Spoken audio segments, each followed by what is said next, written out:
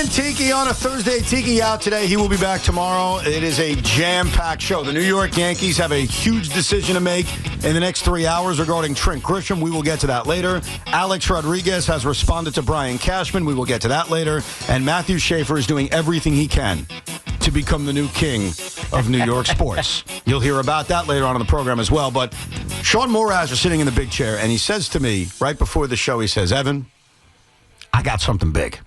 And I said, excuse me.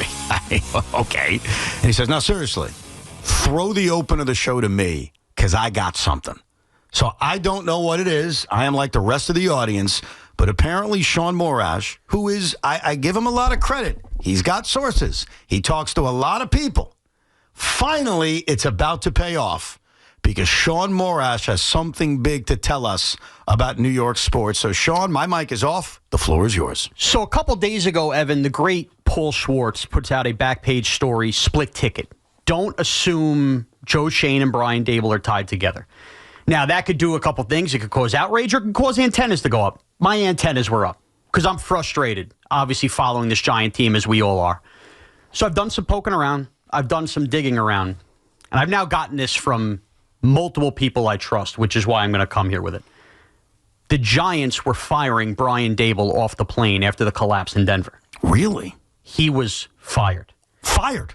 And ownership got together, cooler heads prevailed, and they decided not to fire Brian Daboll off the plane in Denver.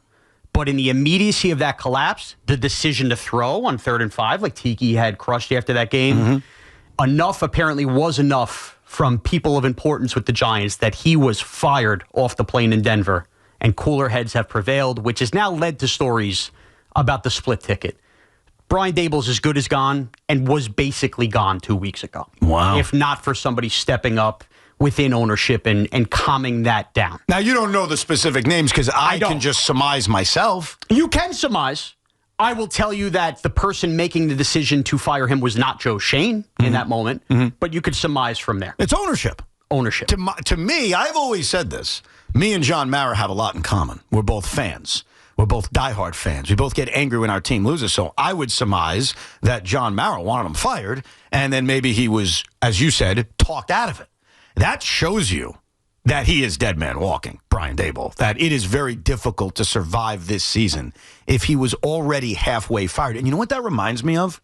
If your reporting is true. And I have no reason to believe it's not. I'm going to choose to trust you because, boy, do you talk to a lot of annoying people. Would I be coming here today? Have I ever done that in the history of the show? No. You don't just say stuff for attention or make stuff up.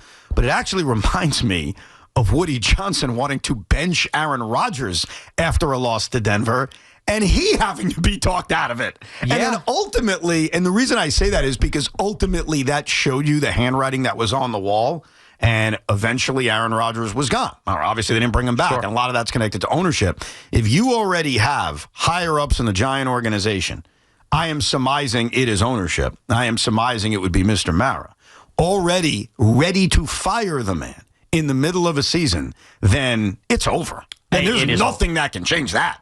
It is over. And as somebody here, and I've been vocal about being a Brian Daboll supporter, who am I to defend it anymore? I mean, and you look back in hindsight, Denver was embarrassing. I might have tried to sweep it under the rug. I know Tiki was aggravated about it, but it's a long line of 4 years, or I guess really 3 years, of embarrassments from this Giant team. And the Giants were a punchline and a laughingstock, and that appeared to be at least temporarily a final straw. So, look, what does that mean? Does Brian Daboll coach out the string these last few weeks? Is there going to be another moment where the team decides to fire? Maybe. I don't know.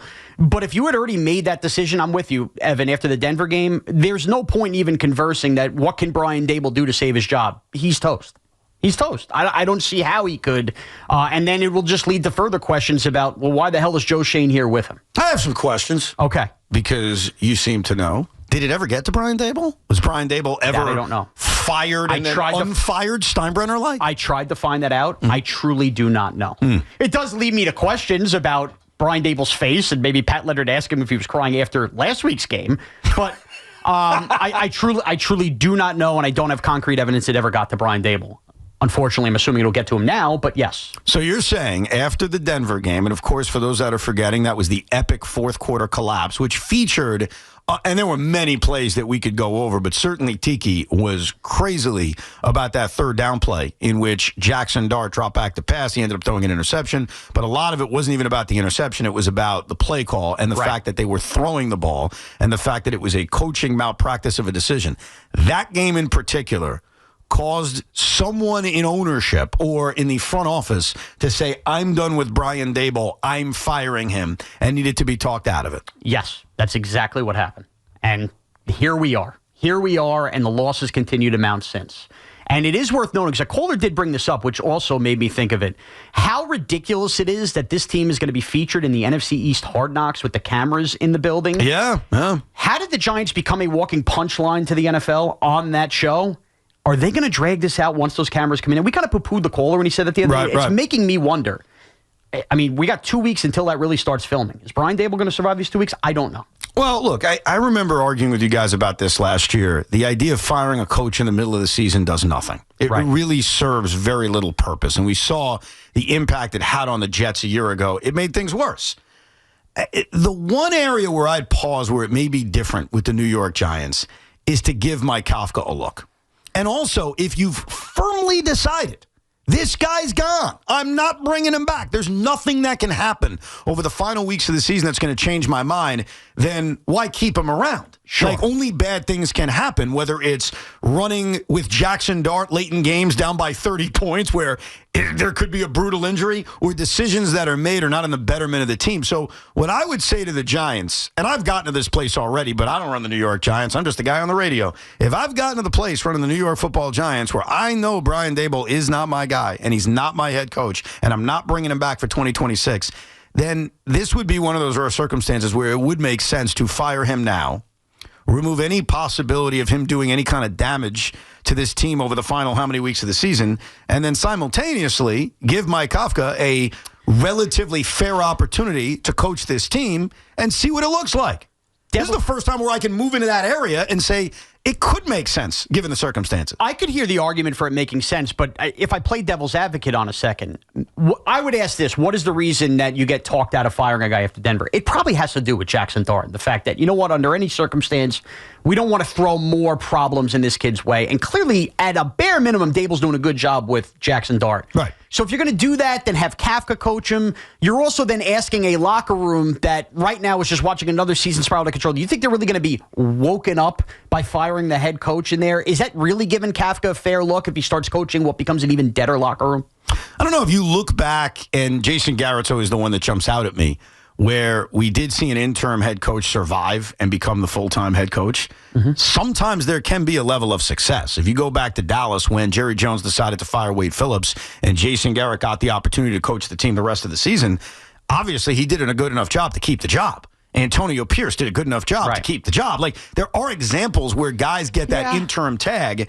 and the team doesn't just collectively quit. My point to you is, if they've already decided that Brian Daboll isn't the answer, and based on what you're telling me, somebody pretty powerful in Giant ownership did, because they were ready to fire him 2 weeks ago, then keeping him around for the final 7-8 weeks of the year could probably do more harm than good. And again, I am not a proponent usually of firing a coach in the middle of the season because I don't think it serves a purpose. But in this case, it might. It may actually serve a purpose. And certainly the team has not responded in the 2 weeks that have followed that game regardless anyway. So, I mean, the idea that he hasn't been in the couple weeks that have followed probably tells me that they want to try to make it through the full season, right? Otherwise, you made that decision. Nothing has changed in the 2 weeks since, and yet he's still the head coach. But I don't know. I don't know if giving Mike Kafka a look, if that's a fair representation of it. Because what if it goes bad? Then you're going to ultimately assume that he can't be a head coach either? Not necessarily. It wouldn't help. I mean, I'm not going to lie to you. I mean, it's not. It's a tough spot. I'm probably not going to be in a rush to hire him. Crush Spagnuolo as a head coach as well for a second opportunity. Remember when he got to be an interim on a team that was basically dead in the water? He did nothing to help that team, and then whoever viewed him as a true head coaching candidate. But the one difference is, if Mike Kafka takes over for a fired Brian Daboll, is he's got this young stud of a quarterback that he gets to play with.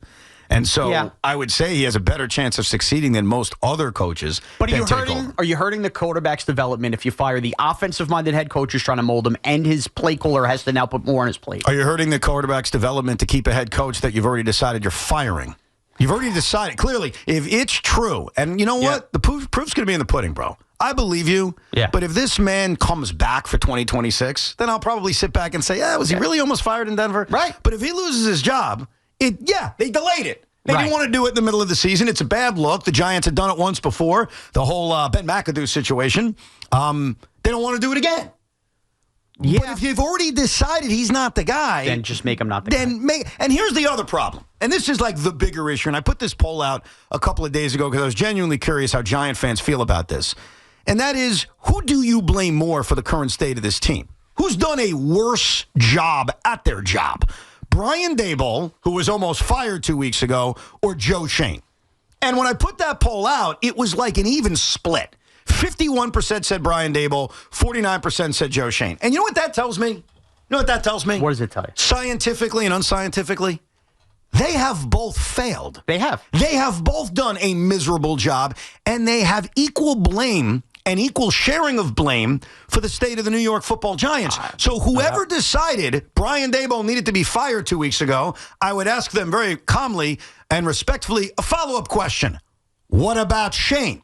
I completely agree. Because he's done a crappy job, too. It was absurd in the previous regime that Dave Gettleman got to hire a second head coach, and it will be just as absurd that Joe Schoen gets to. And any good you want to point to with Joe Schoen, whether that is Malik Neighbors, yes, he did trade up for Jackson Dart, but as we've seen on camera, that was Brian Daboll loved Jackson Dart. We know that Joe Schoen tried to trade for Matt Stafford. We know he tried to trade up for Cam Ward. How many victory laps can you really take about bringing the quarterback in here?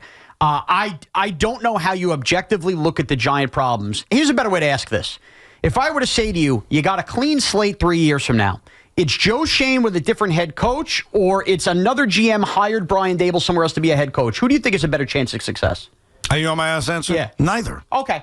But I do think most people would tend to, if I had to pick one, there's a better coach in Daboll than there is a general manager in Schoen. Well, I think both of them, if we're being objectively fair about this, and I'm trying to as an IFO, there are things on their resume that are good. There are things on their resume that are impressive. Brian Daboll was coach of the year and took that team to the postseason and showed a lot of guts and set the tone early in the season and, in my opinion, overachieved with what he had. Bravo. Yeah. That's a check mark on his resume. It is. Joe Schoen has hit some home runs in the draft. He's hit some home runs in trades. Obviously, acquiring Brian Burns looks pretty brilliant. Great trade. With that said, here's what both of them are judged by, and this is something that no one can fight. Their record. Yeah. And it's abysmal. And it's abysmal. And it reminds me of Joe Douglas. I would sit here, even with you, Sean, and say, well, Joe Douglas, he drafted this guy, drafted that guy, drafted this guy. And the ultimate retort to any defense of Joe Douglas's individual drafts would be his record. And right now, when I look at the record of Joe Schoen and the record of Brian Daboll, neither guy deserves to keep their job. So when I hear, and I believe you, hey, they were about to fire Brian Daboll 2 weeks ago, or I hear Paul Schwartz say, hey, could be a split ticket. Right. My answer is, and I'm pretty confident I represent most Giant fans when I say this, is neither one of them deserves to remain here. Both of them share in responsibility for the state of the New York Giants, just like they share in responsibility for the good. We love Jackson Dart. Who do we give credit to? I'll give credit to both guys. Right. You still have to execute the trade. Of course. That's part of your job. I get that. And so for that, good job, Joe Schoen. For Brian Daboll standing on the table saying, get me Jackson Dart, I give him credit. But ultimately, their record is abysmal. So when I hear you say Brian Daboll was almost fired 2 weeks ago before he got off the plane or before he got on the plane, my simple retort is, what about Joe Schoen? I'm with you. Because they're both doing a terrible job. And I think that poll I put out 2 days ago represents that it's such a tough battle. It's like a giant civil war. Who do you blame more? Who sucks more? Who's worse at their job? It's 50-50 because everybody wants an option C that says all of them. There are not enough good football players on the New York Football Giants. There's not enough good depth when you have injuries like we've seen at the cornerback position where the whole team becomes a house of cards. It's Joe Schoen's job to put those players on the roster. Brian Daboll can coach them, and he hasn't done a good enough job of doing that. I don't know what anybody thinks is going to change by Joe Schoen remaining here and Brian Daboll being fired, which is absolutely inevitable since he was nearly fired after Denver. So, Giant fans, do you want the New York Giants to do what they almost did 2 weeks ago, according to Shaun Morash, which is pull the trigger and fire Brian Daboll? And who do you blame more for this current mess? We'll get to your calls coming up, 888-808-1019. And a part of the Giants mess involves the kicker. because guess what, ladies and gentlemen? Graham Gano is on the injury report again. More on that coming up, plus plenty of baseball later today with free agency beginning at 5 o'clock.